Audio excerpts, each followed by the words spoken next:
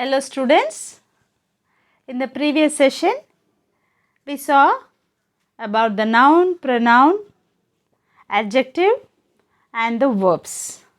Now in this session I will tell you about the other four parts of speech, that is adverbs, prepositions, conjunctions and interjections. Okay, firstly I will start with the adverbs. An adverb is a word that modifies a verb or an adjective or another adverb. It indicates how, when, where or why something happens when qualifying a verb. Okay, so here the word, whatever word we have to identify to which part of speech it belongs to. If it is giving the answer to the question how or why or when, where,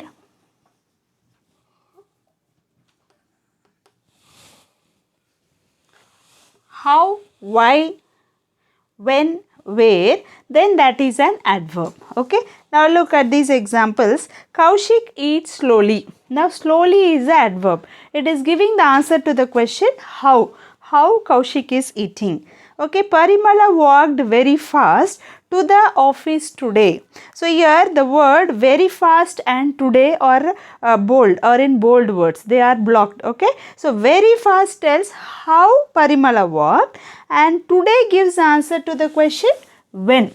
Okay, Jai Krishna calmly entered the room. Now calmly says how he entered the room. Okay, come here now. Here tells where. Okay, and now tells when. Okay, so on the basis of their meaning, adverbs are classified as adverb of time or frequency and duration. Adverb of time means when it is happening exactly. Okay, and then frequency means with how much gap it is happening. That is, if that action happens every now and then, we say frequently. If it is happening every day, we can say always. If it is a general action, usually. These are all adverbs. It tells with how much gap that action takes place. Okay, duration, to what extent, 2 hours, 3 hours, 4 days, 5 weeks, these are all adverbs. Okay, they answer the question when and how often. We already wrote when, and the next one is how often it happens, at what frequency it happens. Now look here, we have some examples: always, never, then, now, soon, tomorrow, yesterday, last year. These are all adverbs of frequency. Okay, and then frequency and adverbs of type. Next we go to adverbs of place. They answer the question where. Okay, for example, near, below, away, around, here, there, up and down. Okay, adverbs of manner. They answer the question how.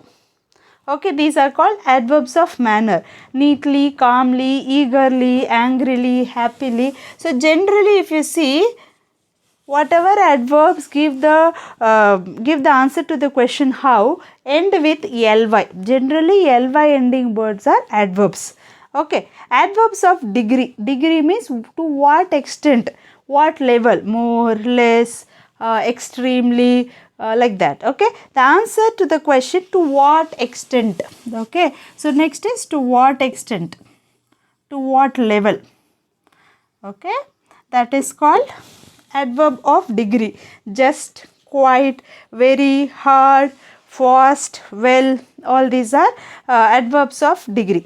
Okay, now next you see, these adverbs are very generally when we use these adverbs is when we want to tell the verb, about the verb, any action, when we are describing some action and how often it happens, or why it is taking place, or when it is taking place, where and how often, with what frequency or to what extent we are describing these things about the verb. So it is called as adverb. Okay, so I will give one example, whatever is there in our text only I will give. You say Parimala walked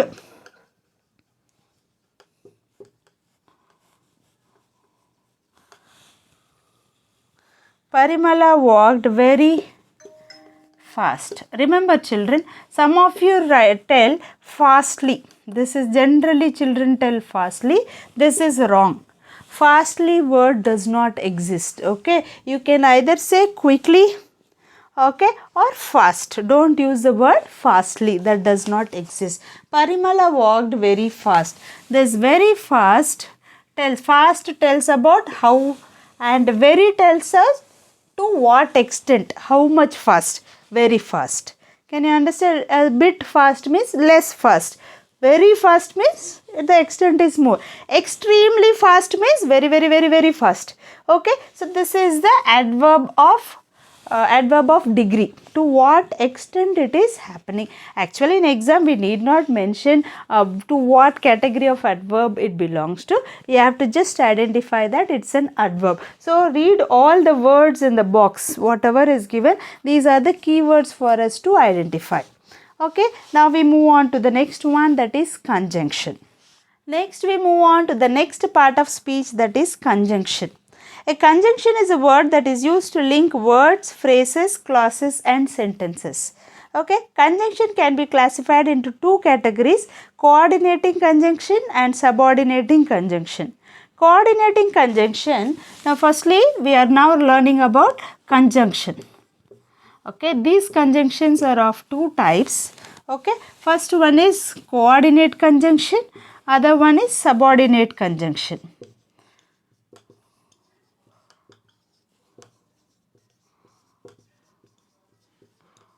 And the other one is subordinate conjunction.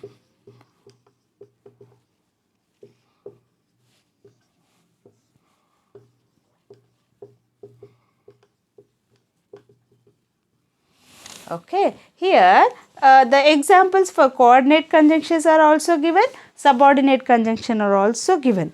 Coordinate conjunctions link similar parts, words, phrases, clauses and sentences. Okay, coordinate conjunction, what we say is, when we use coordinate conjunctions, the two sentences which are joined become main clauses only. The conjunction joins two main clauses.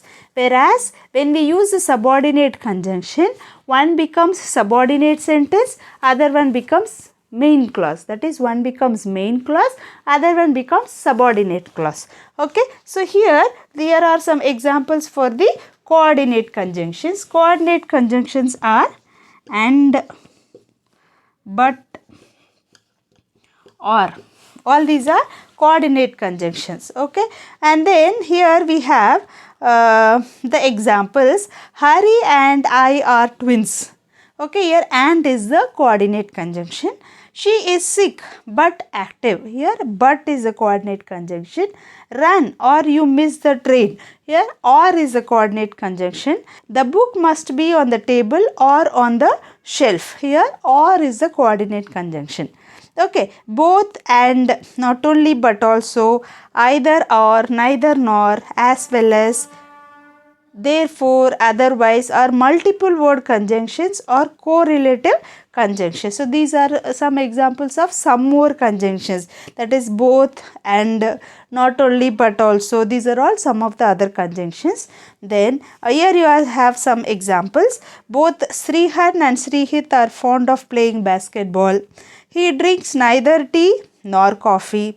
Then we have these subordinate conjunctions. Okay, here for coordinate conjunction we have these examples. Still is also one of the coordinate conjunctions, and both and, this is correlative, means there are more than one. Here only one single one is there. Here two conjunctions are used. That's called as correlative conjunctions. Okay, not only but also. Using not only but also, we combine two sentences. Not only but also, either or, neither nor. These are all coordinate conjunctions. Yeah, here we have some subordinate conjunctions. Subordinate conjunctions are that. So here I will make a bracket so that you can identify the examples. That, since,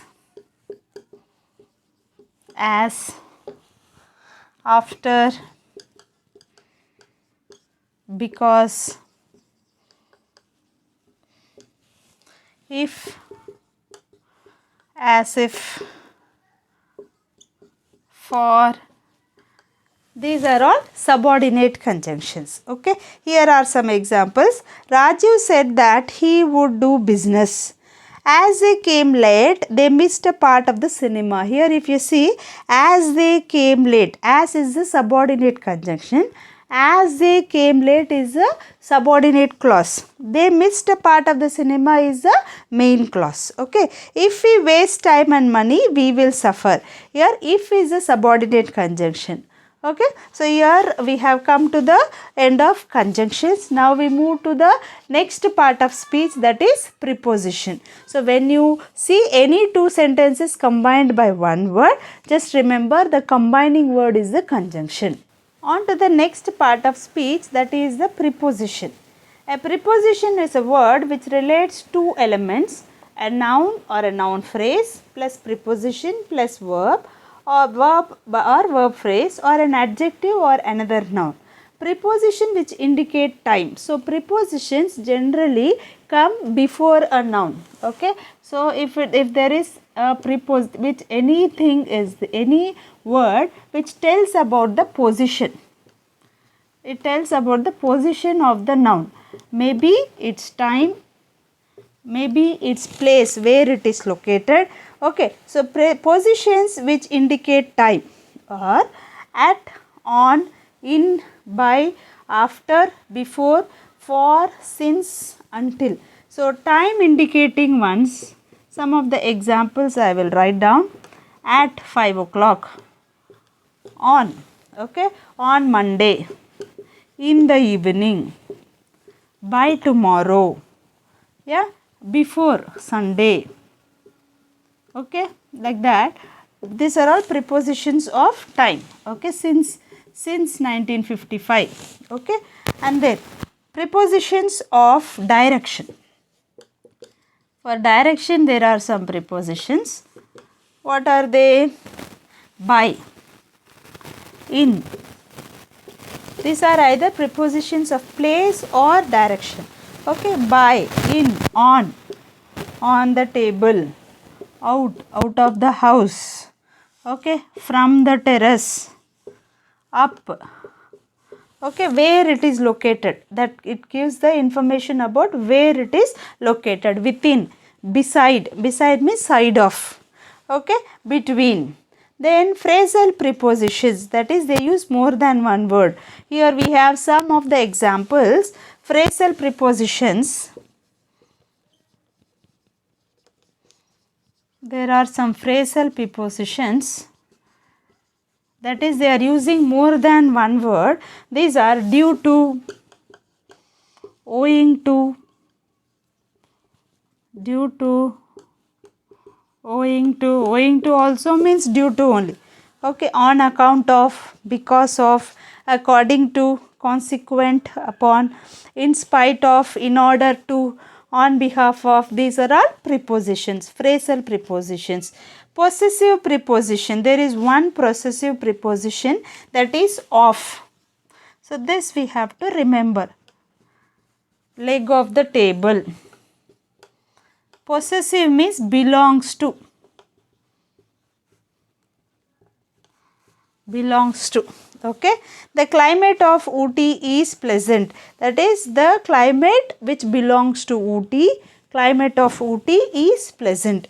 Then miscellaneous prepositions, some are there: besides, among, until, above, below, under, beneath, over, behind, with. These are all some of the examples of other prepositions. Okay. So, learn all these words and locate them in your mind, whichever tells about the whichever generally comes before a noun, which is followed by a noun, is a preposition. Okay. So, it may be adjective also, but this small word, generally prepositions are very small words. Okay. This you can identify, they are very small and they tell about the position of the noun, or the time of the noun, or direction of the noun. They generally are followed by a noun. Okay. Now, we move on to the last part of speech, that is interjection.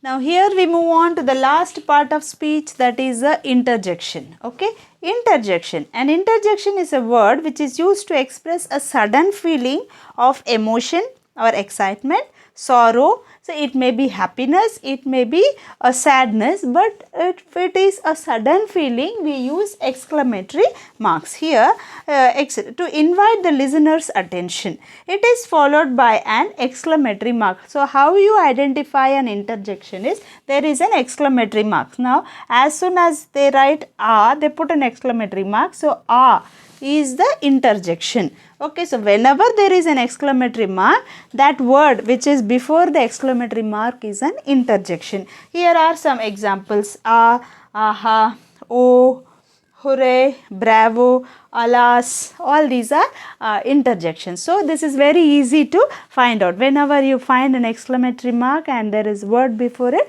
it is an interjection. Okay, so I do think you could understand what these parts of speech are. In the next session, I will just take the your textbook, the pages of the textbook, and I will explain it to you in the exercise what that word is, what part of speech that word is, and explain you the reason why it belongs to that part of speech. So join us, don't forget to join us in the next video, where I will be uploading the exercise of your textbook. That is here you have in page 99, 100 and 101 we have exercises. All these I will be solving them, so don't miss it, and share it with as many friends as possible. Thank you for watching, and please subscribe our channel. Thank you once again.